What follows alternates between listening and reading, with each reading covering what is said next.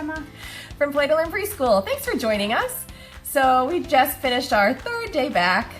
Sorry, we had every intention of coming on earlier this week, but sometimes, I don't know how to say it. Sometimes that doesn't work out. Sometimes you just have to do what's best for yourself and your health and your family, and so that meant not joining you. But we're glad to be here now. So if you're joining us, let us know. And also, don't want to forget, if you're in Florida, please be careful. Be careful. We're thinking about you guys. Hopefully you're evacuating. Or, I don't know if there's anybody in the Caribbean, but we're thinking about you guys. That looks so scary down there.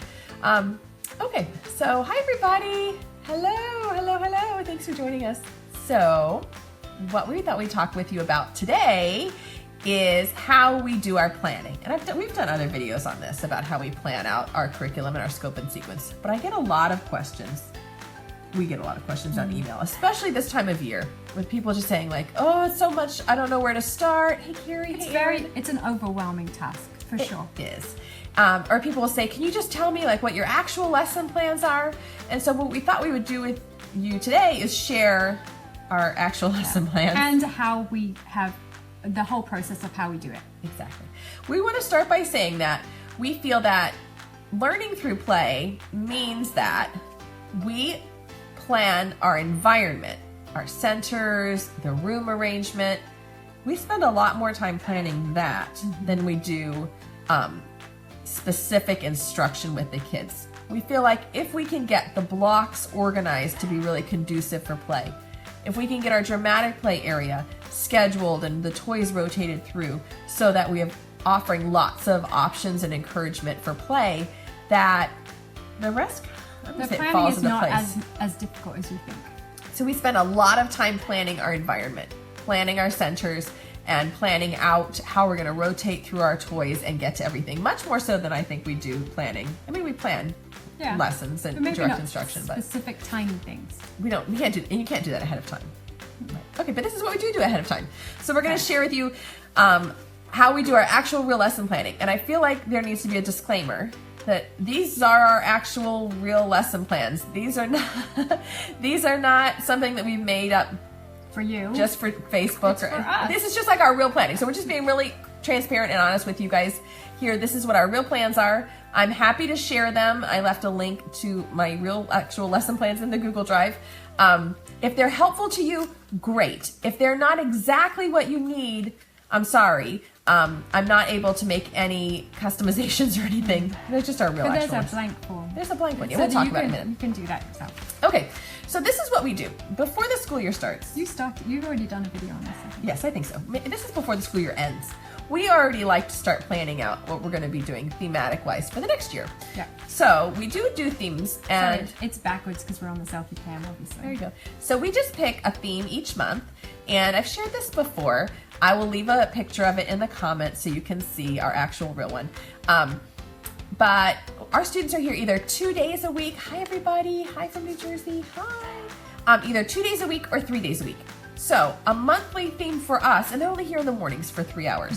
So a monthly theme is more than enough. If you have kids all week long, 8 hours a day, 12 hours a day, you may want to do. You might need to do weekly or every other week themes, bi-weekly. Or fortnightly. A fortnightly thematic unit. Did you just say fortnight? Yeah. Fortnightly? Yeah.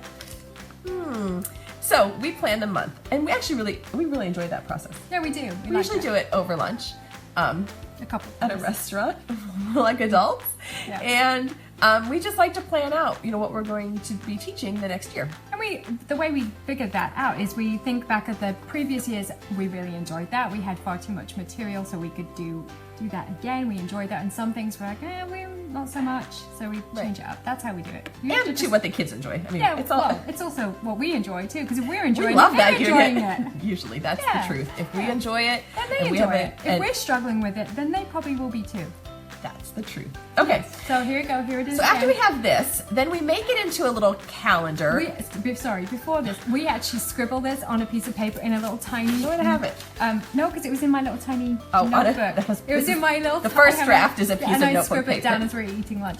But then it turns into. Jamie turns into this eventually because she's fantastic. It doesn't start out like this. That's our final draft. And then what we do is take that and put it into a calendar for our parents. So this is just like our little play to learn calendar. And we provide our snack for our students. So we just write down what the snack is going to be, and then we tell them what the theme is for the year. So this is what the parents get, just the themes. Nothing else. Yeah, Brianna, I think, was asking me the other day if I share my exact lesson plans with the parents. No. We don't.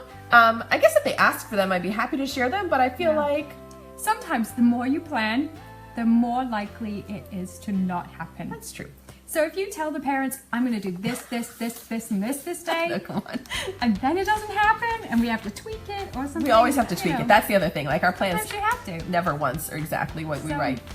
The other thing is I like to tell the parents after it's happened, like at the end of the week, upload all my pictures and, send an email or post in our Facebook group for the parents and just tell them what we did for that week. So it's not really, I don't really share our plans. I usually share our finished. The end result. The end result after we've, assessed the students' needs. And it's also good for the kids to go home and tell the parents what they're learning about. That's true. Okay, so then after we have an idea, like in November, is this right? We're doing all about nutrition and health. So for an example. And so after we have those basic plans, then we like to go through, Gemma and I do, because probably because these are our favorite things to plan, but then we like to plan what we're going to do for dramatic play that month. We do that first, no We way. love Even that though one. it's not first on the list, that's our Well, favorite that's the thing. theme is first. My five See, senses. I can't read backwards. I can't even And then read we through write the down screen. on a piece of paper, and then we cross things out and make notes. This is our actual, it's not cleaned up for Facebook. This is our actual rule plans.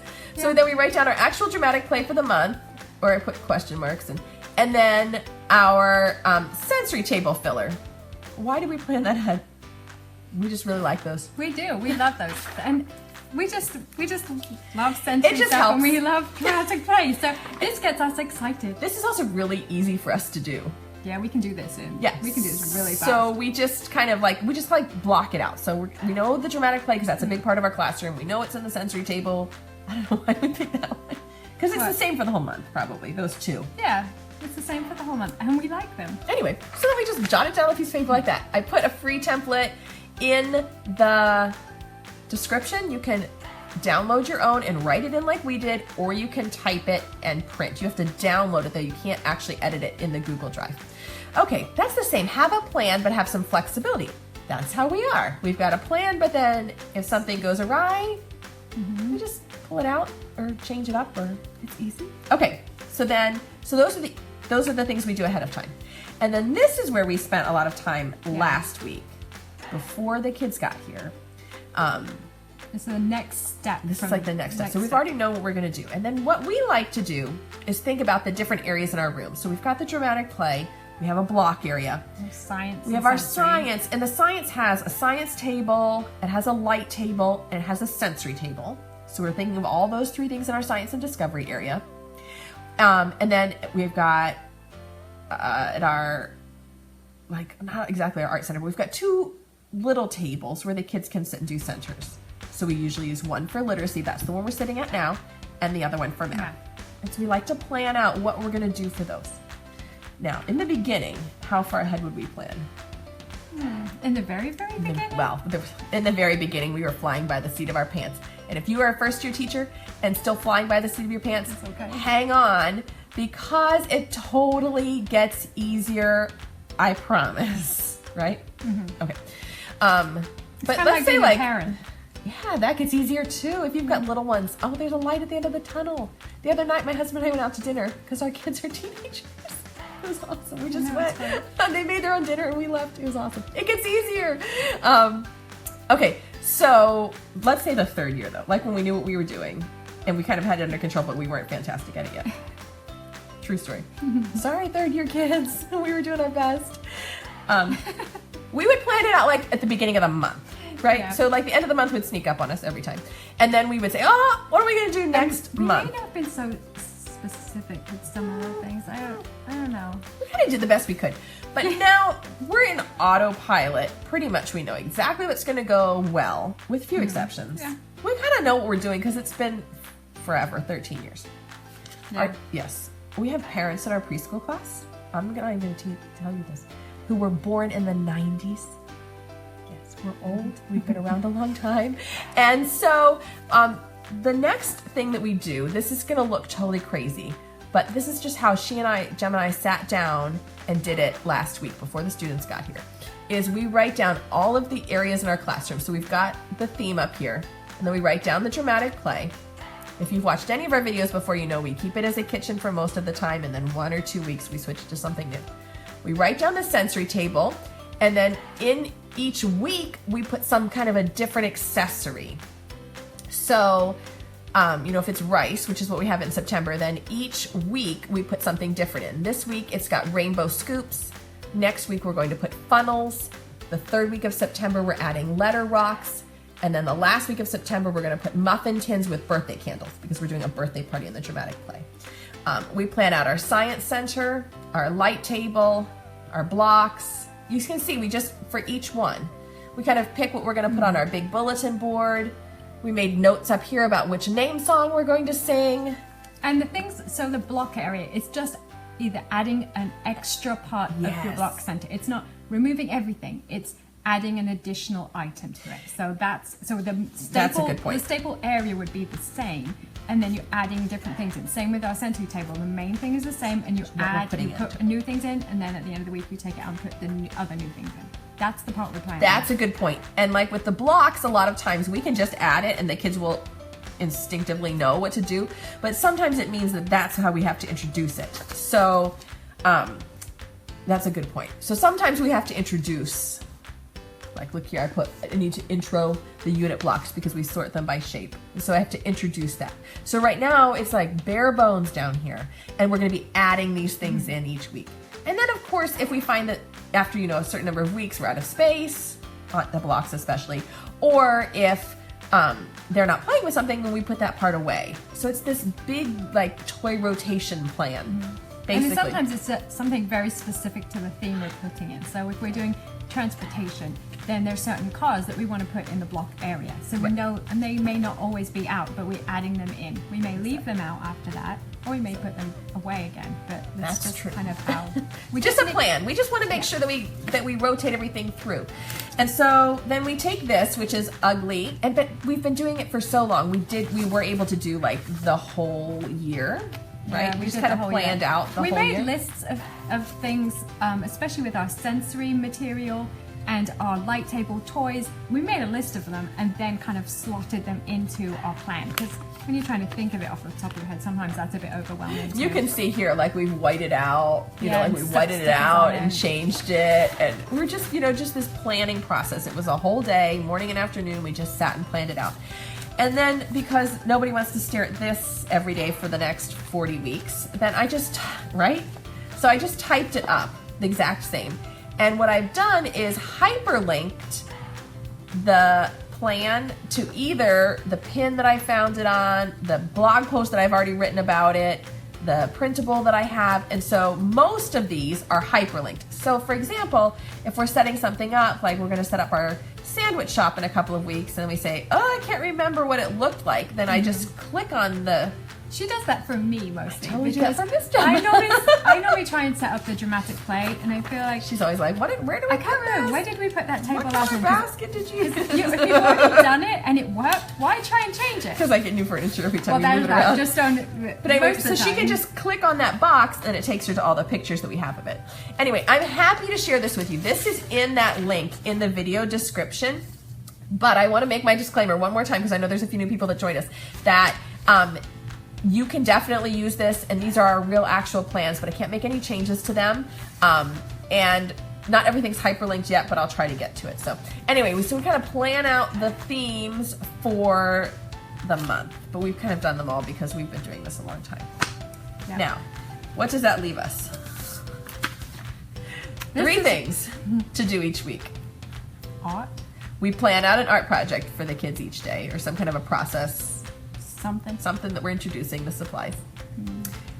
We plan the story that we're going to read to them. Yes, the story. And we plan our little mini lesson circle time unit, which is one of the things from like the like the nutrition unit, I've got all those circle time lessons. So those are the only 3 things that are left, and we do those weekly.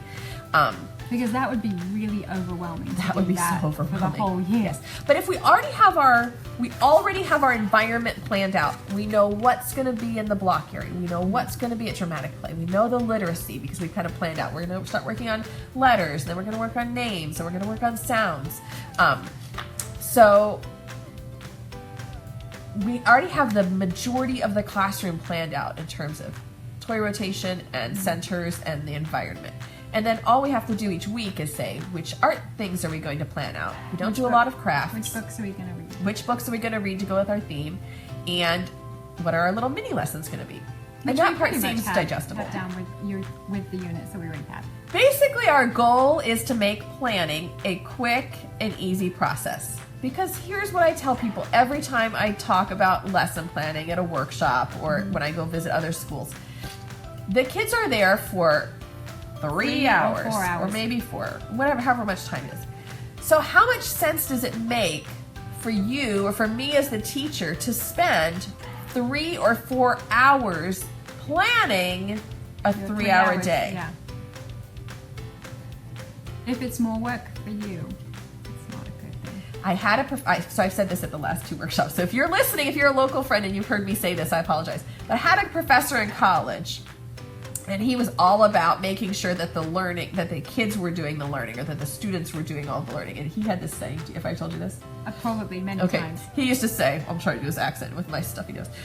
The sweat is on the brow of the person who is learning the most. And then he'd give us this look. All right, so if the teacher's at home cutting out, I want to say his name. Hi, thanks for all the great lessons. I'm a good teacher now. You did a good job. If you're at home spending hours a night planning your lessons, planning your crafts, cutting out your pieces, putting stuff together, and you're not a first-year teacher. If you're a first-year teacher, it's a different story, because listen, that first year's rough, and you're just gonna hang in there, and I promise it will get easier. But if you're not a first-year teacher, you should not be spending hours planning for a 3-hour day, because that makes no sense at all. And so we need to think of ways, and it might be different for me and different for you. Think of ways that you can streamline that process and make it quick and easy. So on Friday afternoons, what do? We pull out the thing. I take a few of those centers. She's like, I'll do these 3, I do these 3. Put them out. Boom, boom, boom. Then we're ready for Monday. Done. Our environment is set up for learning. So even if none of the other plans get done, sometimes that's better. Sometimes. I mean, because the kids, they need the time to engage and participate in their own learning, and in the play. That's what I mean. Sometimes if you're too specific, you're setting yourself up for frustration. Like if you've I have planned this, and we're going to achieve this, and it doesn't happen, you'll get to the end of the day oh, I didn't achieve anything. But really, you probably did. You just didn't realize you did. Today was our first day with our 3-year-olds. So let's say we had specific ideas about what we wanted to happen today. How would that have gone over for us? Not very well. 3-year-olds! Every year I'm shocked. Do the 2-year-olds. We've Woo! spoken about this. Every year. We get to the end of the day, we're like, what did we do? What have we done? Love them because they grow so much during the year, but that first day with the 3s. Yeah, they don't know any routines. They don't know anything. It's like Love moving them from one place to another and hoping for the best. This way, I'm hurting some. She's like the round up in the back. Yeah. So if we'd have been too specific with our plans today, we'd have got to the end of we didn't get anything done. Instead, we just got on the floor and played with them and tried to get to know them and build that relationship. So anyway, that's how we plan. I don't know. I know 2-year-olds. Oh my goodness. I don't know if this is going to be helpful for you, but I've received about a dozen emails in the last 2 weeks from people saying, "Can you tell us exactly what you're doing?" And so here it is. It's in the Google Drive. But we cannot give you exact books or exact art projects or But I can tell you pretty much how my room is set up every week. So, yay! Yes. Oh, fun. 16 2 to 3-year-olds. Brittany. Girl, I feel like we need to come take you out for some ice cream or something. That's what we do when we're stressed. I don't know if you're stressed, but that's how I'm feeling thinking about you with chocolate or ice cream. That's 16 2 and 3-year-olds. First year. See, if it's your first year, friends, you just have to go through. Do not be frustrated and feel like you're failing. Here's the thing: the first year, because I was a first year teacher. I was a first year teacher here. We've all been first year Everybody's teachers. been a first year teacher. And listen, you're going to look back on it and be like, I do not even know what just happened that year. But in the moment, just build those relationships with your kids. Get down on the floor because, and we've talked about this other times, you can have the best plans, you can have the best supplies, and if the relationship with your students is lacking, it's all for naught. So, did you? Yeah. That was British. Thanks. Well done. So, seriously, if you're a first year teacher, do the best you can and spend all of your energy worrying about making good relationships with your students. So don't worry about it. So. And don't put too much pressure on yourself to make everything And it perfect. will be better. And when then you work with children, you can't have perfection. Really? You can't. No. Oh. I mean, the plans can be perfect. Jamie's plans. I With do have a cold. She has Yes, a cold. I'm like Kathy. trying to stay away. And yesterday I wanted to come on and I was just not feeling it, so I apologize. Thank you. Okay, so the link is in the Google Drive. I hope it helps. If it doesn't, I'm sorry. We hope you guys have a fantastic school year. And be careful in Florida. We're thinking about you. Stay safe down there in the Caribbean. All right, bye you guys. Bye. See you next Take care. time.